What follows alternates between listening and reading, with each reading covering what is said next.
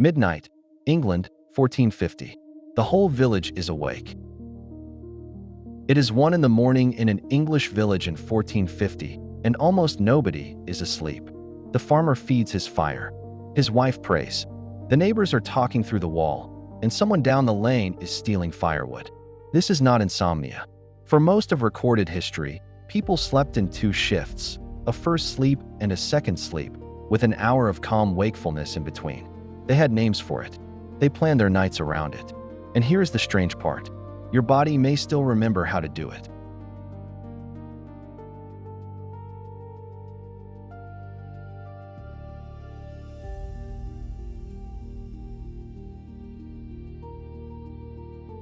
The historian Roger Ekirch combed through diaries, court records, and medical texts, and found over 500 casual references to first sleep and second sleep. People mention them the way we mention breakfast, because everyone knew. Tonight, we live one night the medieval way. You will hear the curfew bell at 8, lie down in the crowded dark at 9, and wake at midnight with the entire household.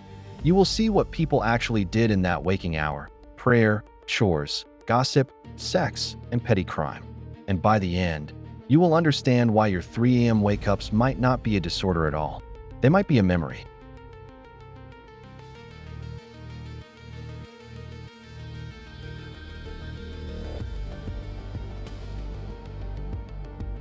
The bell decides everything. When the church bell rings curfew around 8 in the evening, the village day is legally over. The word curfew comes from the French couvre-feu, meaning cover fire, and that is exactly what every household does. Rake ash over the glowing hearth embers so a stray spark cannot climb into the thatch overhead. Then the dark takes over, and medieval dark is total. No street lights, no glow on the horizon, just a blackness so complete that travelers walk with one arm stretched out in front of them. Light exists, but it is a luxury. Tallow candles, made from rendered animal fat that spits and stinks like frying mutton, cost roughly 2 pence a pound in a world where a laborer earns 3 or 4 pence a day. Burning candles all evening is like setting fire to your wages, so almost nobody does. Instead, the family moves through a dim routine by ember glow, shutters barred, animals checked, the last of the ale finished, prayers said. In midwinter, the sun has been gone since 4 in the afternoon, and there are roughly 14 hours of darkness to cross before it returns. Nobody plans to sleep through all of it in one stretch. Nobody ever has.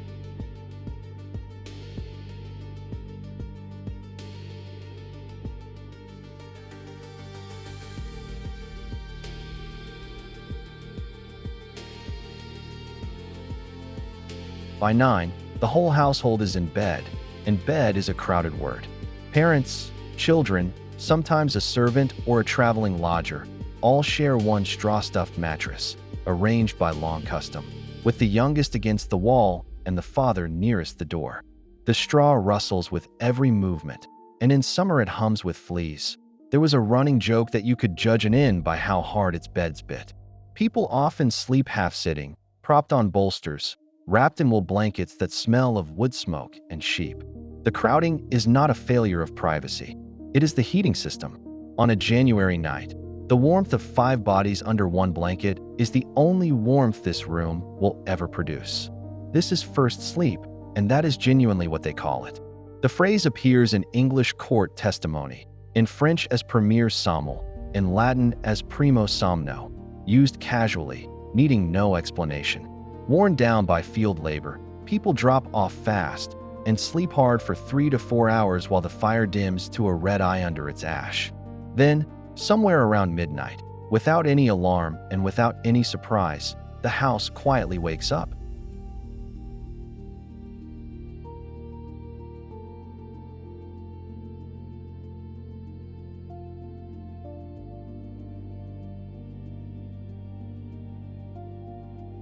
This is the hour history forgot.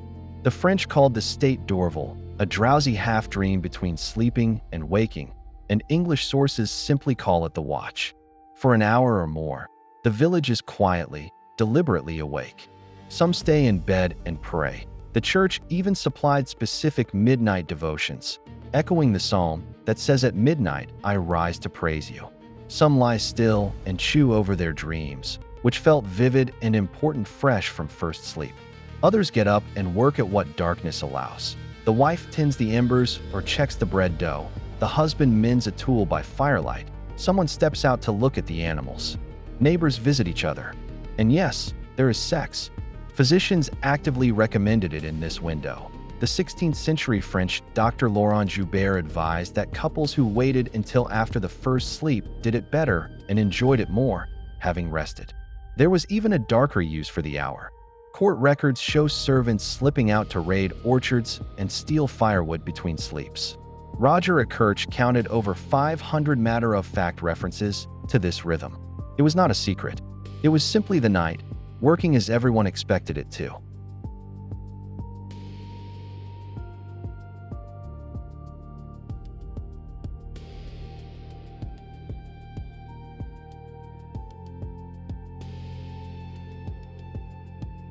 Staying home at night was not just custom. It was the law.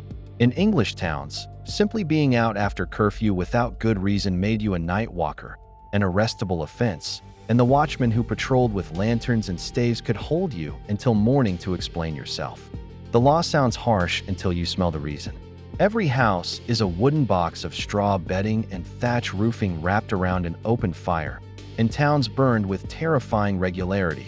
A single untended spark could take out whole streets before dawn, which is why the curfew bell ordered every fire covered.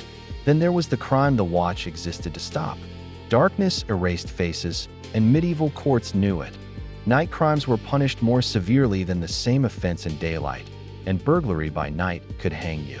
Honest people who did venture out carried a horn lantern and walked the middle of the lane, away from doorways. Even the road itself conspired, since a rut or a cellar stair you cannot see can break a leg as surely as any thief. Sleeping in 2 shifts, behind a barred door, next to your whole family, was not an eccentric habit. It was the safest possible way to spend 14 hours of hostile darkness.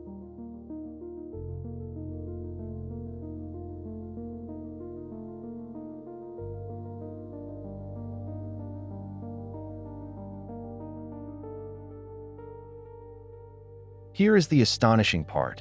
2 sleeps may be what human bodies do by default. In the early 1990s, the psychiatrist Thomas Ware ran an experiment at the National Institute of Mental Health. He put healthy volunteers into 14 hours of darkness every night, the length of a natural midwinter night, for about a month. He expected longer sleep. What he got was medieval sleep. Within weeks, his subjects split their nights in 2, 3 to 5 hours of sleep, then an hour or more of quiet wakefulness, then a second sleep until morning. Stranger still, blood tests during that waking interval showed elevated prolactin, the hormone associated with deep calm, leaving people in a state researchers compared to meditation. That matches how historical sources describe the watch. Not groggy frustration, but a peaceful, reflective hour. Seen this way, the medieval schedule was not a quirk of poverty.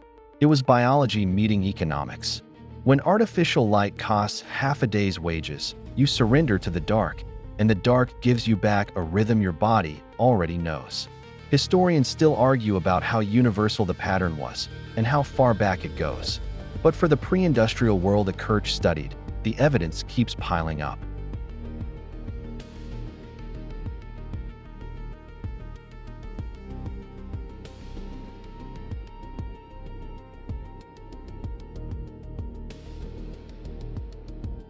Two sleeps survived plagues, famines, and wars. What killed it was the light switch. The retreat began in 1667, when Paris hung the first public street lanterns and other capitals raced to copy them. In 1807, London's Pall Mall lit up with gas lamps, and suddenly respectable people had somewhere to be at 10 in the evening. Coffee houses, theaters, and late suppers pushed bedtime later and later, squeezing the night from both ends.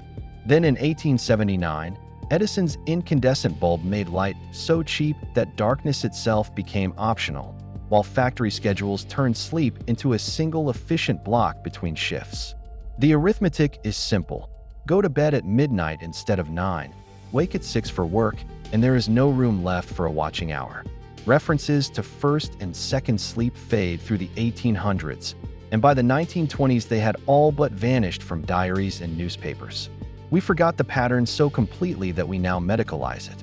Lie awake at 3 a.m. today, and it is called sleep maintenance insomnia. Some sleep researchers suggest that for many people it may be the old rhythm resurfacing. Your great-great-grandparents would not have panicked. They would have prayed, poked the fire, and gone back for second sleep.